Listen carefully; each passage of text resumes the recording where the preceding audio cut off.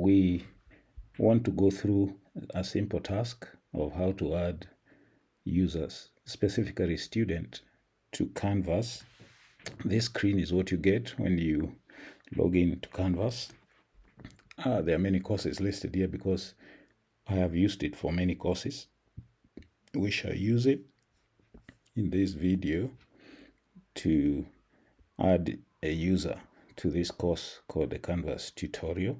So we'd open it by clicking on this icon, and it opens to this page. Actually, is a list of the topics. As a teacher, you can set it to open to other pages. For example, you can set one of the web pages to be the landing page. It's called the landing page, the first page that the user sees. And so we are not going to go into the menu system, but the main menu is the one on the left.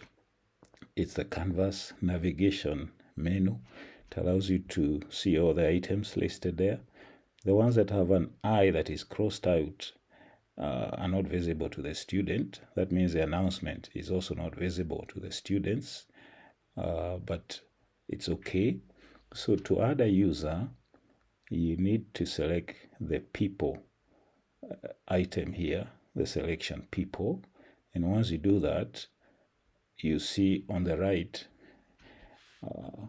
the people button. This allows you to add people. There are other buttons that you do not want to discuss, but you can select people button and it allows you to add a user.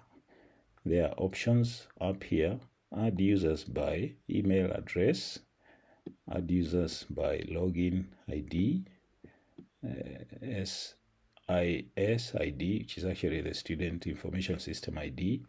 And these others are used, for example, where you have a student management system which is integrated with Canvas. And that is only possible when you have paid for that. So for the free version, we restrict ourselves to using the email address of the user.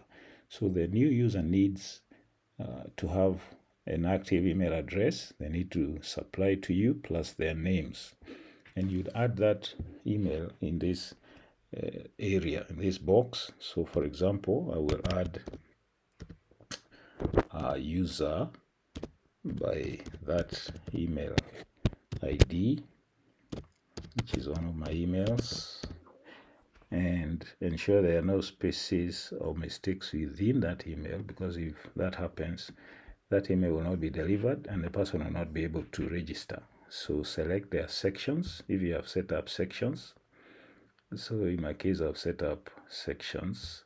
It's not mandatory to set them up. They cannot be in one section, especially when you have few people.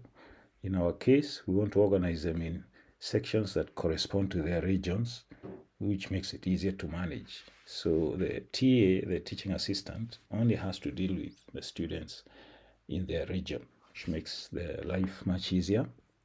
Select the role. In our case, is a student, but a TA can also select other roles such as participant and observer, but they cannot assign a role that is at a higher category than them. So you may not be able to add a role of teacher or even a TA. Then finally, make sure that you restrict the new user to only operate within their section.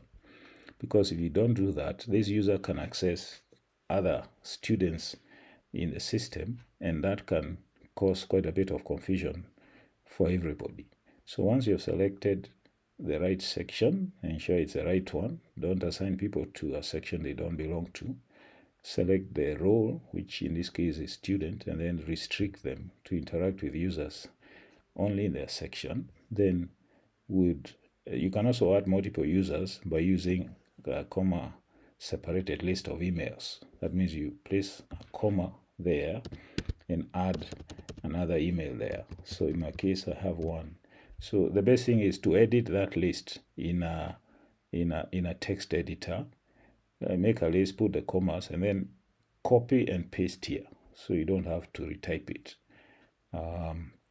You also need to have a list of their names, if there are several, because the system will ask you for those names. So next, that name, that email doesn't exist in the system. So I will have to supply the details. And that basically, click on this link here that says click to add their name.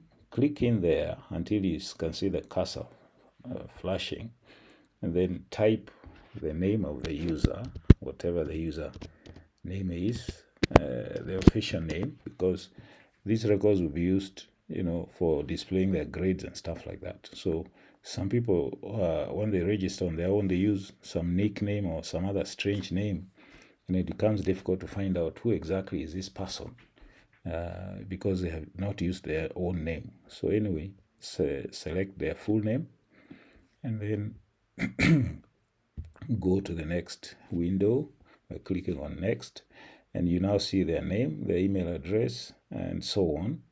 And at this point, they are not yet added.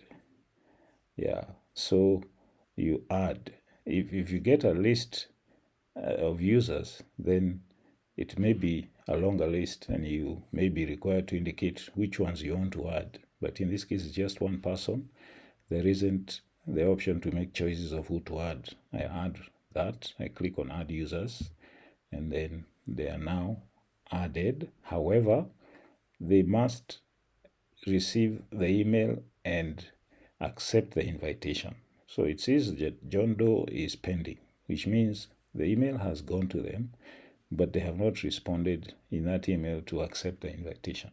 And once they do that, then it's going to show their names, their emails, and the section in which they're enrolled, their role, the last time they logged in, the amount of time they have spent there. So at this point, as far as you're concerned, you have done what you can do. You cannot now do the work of this person to receive the email and to respond. So thank you so much. This is all that is required to add a user. Thank you. God bless you.